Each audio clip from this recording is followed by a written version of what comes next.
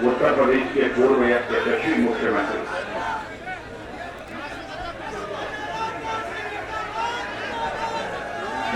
बेटा एक मिनट उत्तर प्रदेश के पूर्व यशस्वी मुख्यमंत्री और जिन्हें मैं आज भी कहता हूं उत्तर प्रदेश में हमारा कोई नेता है तो आदरणीय कल्याण सिंह जी हमारे नेता हैं और लंबे समय तक आदरणीय कल्याण सिंह जी के साथ मुझे काम करने का अवसर प्राप्त हुआ। मुझे याद है कि जब हम लोग युवा हुआ करते उस समय कल्याण सिंह जी के नेतृत्व की एक साख थी, एक विश्वसनीयता थी और आपने देखा कि उत्तर प्रदेश के मुख्यमंत्री के रूप में जो भी उन्होंने काम किया है, मैं बार बार इस बात को कहता हूं कि सचमुच हमसे भी बेहतर तरीके से उत्तर प्रदेश में हुकूमत यदि किसी ने चलाई है तो वह आदरणीय कल्याण सिंह जी ने चलाई। ऐसे आदरणीय कल्याण सिंह जी और हमारे प्रदेश अध्यक्ष डॉक्टर लक्ष्मीकांत जी वाजपेयी, हमारे राष्ट्रीय उपाध्यक्ष श्री सत्यपाल जी मलिक, राष्ट्रीय मंत्री श्री रामेश्वर जी चौरसिया, हमारे राष्ट्रीय प्रवक्ता कैप्टन मनु सिंह जी, प्रदेश महासचिव स्वतंत्र देव सिंह जी, क्षेत्रीय अध्यक्ष श्री भूपेन्द्र सिंह जी, श्री बीरेन्द्र सिंह जी सिरोही पूर्व मंत्री और प्रदेश के उपाध्यक्ष श्री राजवीर सिंह उर्फ राजू भैया, डॉक्टर महेश शर्मा जी हमारे नोएडा के लोकप्रिय विधायक और यहाँ की लोकप्रिय विधायक श्रीमती विमला जी सोलंकी, श्री श्याम नंदन सिंह जी, श्रीमती लज्जा रानी जी गर्ग और इस कार्यक्रम के कर्ता धर्ता ठाकुर वासिक सिंह जी राणा और कैप्टन विकास जी गुप्ता, जिलाध्यक्ष श्री हरी जी ठाकुर, श्री डीके जी शर्मा, महानगर अध्यक्ष श्री विजेंद्र नागर और तो कोई छूटा नहीं है, छूट गया तो नवाज सिंह जी नागर और बोलो वही बोलता हूं डॉक्टर बोला सिंह, चलो और बोलो।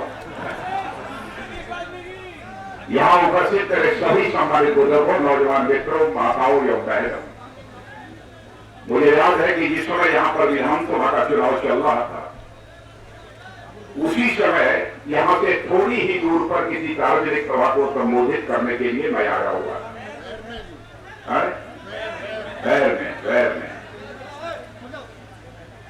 और आज पुनः आप सबके बीच उपस्थित। लंबा समय गुजर गया और आप लोगों ने तालियों की गड़गड़ाहट से हम लोगों का स्वागत किया है, फूलों की हार पहनाकर आप लोगों ने स्वागत किया है, शाल पहनाकर स्वागत किया है और साथ ही साथ चांदी का मुकुट भी हम लोगों के सिर पर पहनाकर आप लोगों ने हम लोगों का स्वागत किया।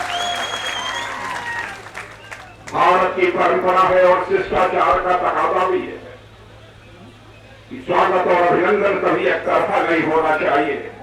इसलिए मैं भी अपनी तरफ से शीश झुकाकर आप सभी बहनों भाइयों का हार्दिक अभिनंदन करता हूं, आप सभी का स्वागत करता हूं।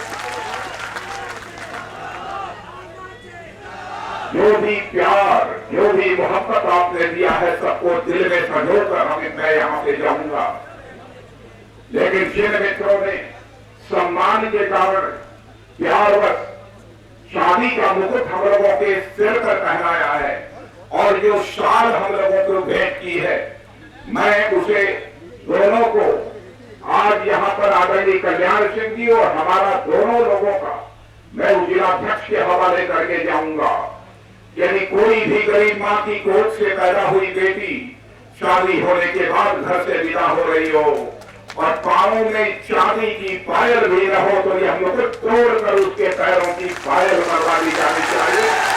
इसलिए मैं उसे लेकर जाता हूं और साथ ही साथ कोई ऐसा गरीब परिवार जिसे तन ढकने के लिए कपड़ा न हो, जो शाल हम लोगों को भेंट की गई है वह शाल ऐसे गरीब परिवारों के हवाले कर दी जानी चाहिए। इसलिए मैं जिलाध्यक्ष को दोनों देकर जाता। प्यार और मोहब्बत से बढ़कर मनुष्य के जिंदगी में और कोई दूसरी चीज नहीं हुआ करती है। बहनों भाइयों, आपने मान सम्मान स्वाभिमान हमको दिया है, हम भारतीय जनता पार्टी के लोगों को आपने दिया है और आप भी जानते हैं, मैं भी जानता हूं मान सम्मान स्वाभिमान ये मनुष्य के हृदय की सबसे बलवती भावना होती है। मनुष्य हर चीज से समझौता कर सकता है, लेकिन अपने मान सम्मान स्वाभिमान से कभी समझौता नहीं कर सकता। मैं कभी कभी उदाहरण भी देता हूं और मैं कहता हूं, गरीब मां की कोख से पैदा हुआ भले ही कोई नौजवान क्यों न हो, और बड़े से बड़ा राजा महाराजा आकर यह कहे तुम गरीब हो, तुम्हें खाने के लिए एक समय की सूखी रोटी भी नहीं मिलती, चलो तुम्हारे नाम से मैं अपना राजमहल लिख देता हूं, चलने फिरने को गाड़ियां मिलेंगी, खाने पीने के लिए इतना अच्छा से अच्छा भोजन हो सकता है सब कुछ मिलेगा। लेकिन प्रातः काल जब तुम बिस्तर से उठोगे तो तुमको चौराहे पर खड़ा होकर तुम्हारे खोपड़ी पर दो दो चाके लगाए जाएंगे। भले ही वह स्वाभिमानी जवान गरीब मां की कोख से क्यों न पैदा हुआ हो, भले ही वह झोपड़ी में क्यों न रहता हो, उसका स्वाभिमान जाग उठेगा और उस राजा को ललकारते हुए कहेगा, हे राजा, तुम्हारे राजमहल को मैं पैरों से ठोकर मारता हूं, लेकिन अपनी खोपड़ी पर मैं कभी चाटे नहीं खा सकता हूं। यह होती है स्वाभिमान की भावना। बहनों भाइयों, यह स्वाभिमान की भावना जहां व्यक्तिगत होती है, आपको यदि कोई आप शब्दों का प्रयोग कर दे, गाली दे दे, आपका व्यक्तिगत स्वाभिमान जाग उठेगा और आप उससे दो दो हाथ करने के लिए तैयार हो जाएंगे। वैसे ही जिस समाज के आप हैं, उस समाज के लिए कोई आप शब्दों का प्रयोग कर दे, गाली दे दे, आपका समाज का स्वाभिमान जाग उठेगा। वैसे ही हमारे हिंदुस्तान की सीमाओं पर यदि दुनिया की बड़ी से बड़ी ताकत आंख उठाकर देखने की जरूरत करे तो मैं समझता हूं सारे हिंदुस्तान का स्वाभिमान जाग उठेगा। और आज सबसे बड़ा सवाल यदि हम लोगों के सामने कोई है, सबसे बड़ा सवाल, बहनों भाइयों, हमारे राष्ट्रीय स्वाभिमान पर कुछ विदेशी ताकतें चोट पहुंचाने की कोशिश कर रही है। 120 करोड़ की जनसंख्या का हमारा भारत क्या इतना कमजोर हो गया है? प्रधानमंत्री मनमोहन सिंह जी, कांग्रेस के मेरे नेताओं, मैं यही कहना चाहता हूं, आप जागो। कब तक हमारा यह राष्ट्र, कब तक हमारा यह देश अपमान बर्दाश्त करता रहेगा? भारत का विभाजन हुए लगभग 66 वर्षों का समय गुजर गए। 15 अगस्त 1947 को भारत आजाद हुआ, लेकिन खंडित आजादी हमें हासिल हुई। अखंड भारत माता के दो टुकड़े करके हिंदुस्तान बना दिया और पाकिस्तान बना दिया। हमने यह सोचा था कि पाकिस्तान में भी जो हैं वह हिंदुस्तान के ही रहने वाले लोग हैं, परस्पर मिलजुल कर रहेंगे, सभी अपने अपने देश को एक ताकतवर देश और मजबूत देश बनाने की कोशिश करेंगे, हमारा भाईचारे का रिश्ता रहेगा। लेकिन जब से पाकिस्तान अस्तित्व में आया है, तब से कैसी नापाक हरकतें हिंदुस्तानियों के साथ की जा रही हैं, हिंदुस्तान के सेना के जवानों के साथ की जा रही हैं। आतंकवादी गतिविधियों को यदि बढ़ावा कहीं से मिल रहा है तो वह पाकिस्तान की धरती से बढ़ावा मिल रहा है। क्या हमारे प्रधानमंत्री और हुक्मरानों के कलेजे में वह ताकत नहीं है कि पाकिस्तान को दो टूक जवाब देते हुए कह दें, कैसी नापाक हरकतें पाकिस्तान बंद करे अथवा भारत उसका मुंहतोड़ जवाब देगा? क्या यह कलेजे में ताकत नहीं रह गई? क्या हो रहा? बार बार आतंकवादी हमले होते हिंदुस्तान पाकिस्तान के बीच।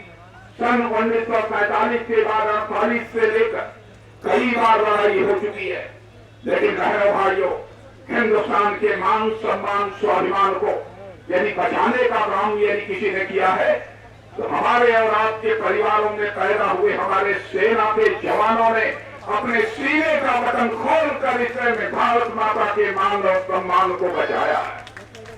आज क्या हो रहा?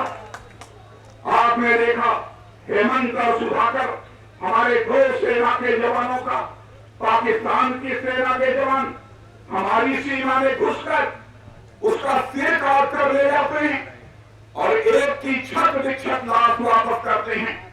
उसके बाद ही मैंने कहा था कि प्रधानमंत्री जी, पाकिस्तान के साथ जो हमारा कूटनीतिक रिश्ता है उसे स्केल डाउन किया जाना चाहिए, उसे कम किया जाना चाहिए, लेकिन प्रधानमंत्री जी ने उसे नहीं सुना।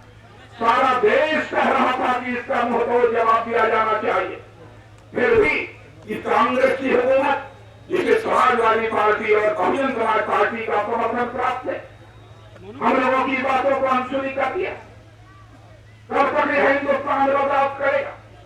यदि उसी समय भारत ने पाकिस्तान को मुंहतोड़ जवाब दिया होता तो मैं समझता हूं आज हमारे जो 5 सेना के जवान पाकिस्तान सेना के जवानों के द्वारा मारे गए हैं, शायद उनके इस शव को, अंतिम संस्कार को देखने का यह बदनसीबी हम लोगों के जीवन में हासिल होती।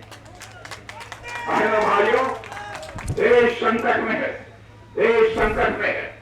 देश को कोई बचा सकता है तो आप देश को बचा सकते हो। आज दोनों हाथ फैलाकर आपसे याचना करने के लिए आप सबके बीच आया। क्या हमारा भारत इतना कमजोर हो गया? चीन हमारा पड़ोसी देश है।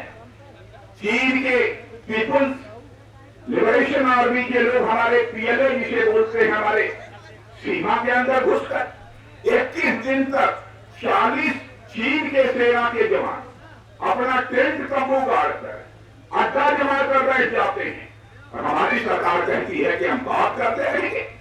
मैं जानता हूं कि हमारे सेना का जवान सचमुच जब इस प्रकार की हरकतें यदि किसी विदेशी ताकत के द्वारा होती हैं तो मचलने लगता है उसका जवाब देने के लिए।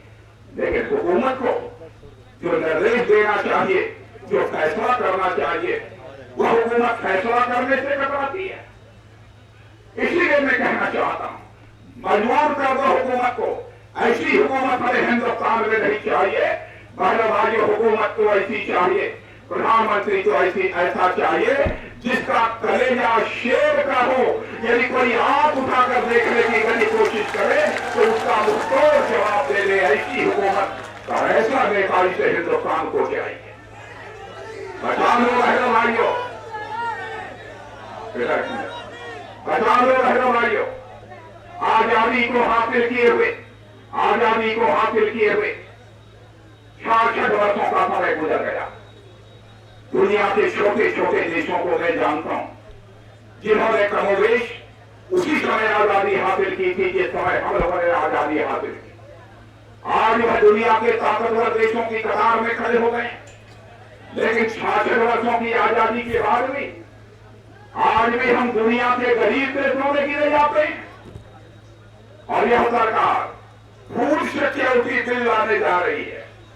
फूड सिक्योरिटी बिल का हमारा कोई विरोध नहीं है, लेकिन लंबे समय तक इस हिंदुस्तान में हुकूमत किया है तो कांग्रेस के लोगों ने किया है। सपा और बसपा के नेता भी सुन लें, आप संसद में और इस सरकार को समर्थन देने का काम कर रहे हैं। याद रखिएगा, सब कुछ हिंदुस्तान की जनता बर्दाश्त कर सकती है, लेकिन इस समय देश को तबाह करने वाली कांग्रेस पार्टी को समर्थन देने वाली राजनीतिक पार्टी को भी हिंदुस्तान की जनता किसी भी सूरत में माफ नहीं करेगी। इस सच्चाई को भी आपको समझना चाहिए। क्या हो गया है? आज 67% लोगों को खाद्यान्न मुहैया कराने की नौबत आ गई है। पूछो, आपने 54-55 वर्षों तक 54-55 ईयर तक हुकूमत की और आज भी लोग भोजन के अभाव में दम तोड़ देते हैं। कर्ज के बोझ से दबा हुआ हमारा यह किसान आत्महत्या करने को मजबूर हो जाता है।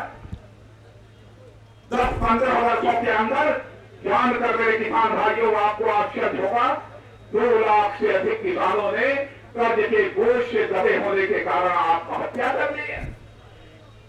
इनकी गरीबी के साथ यह कांग्रेस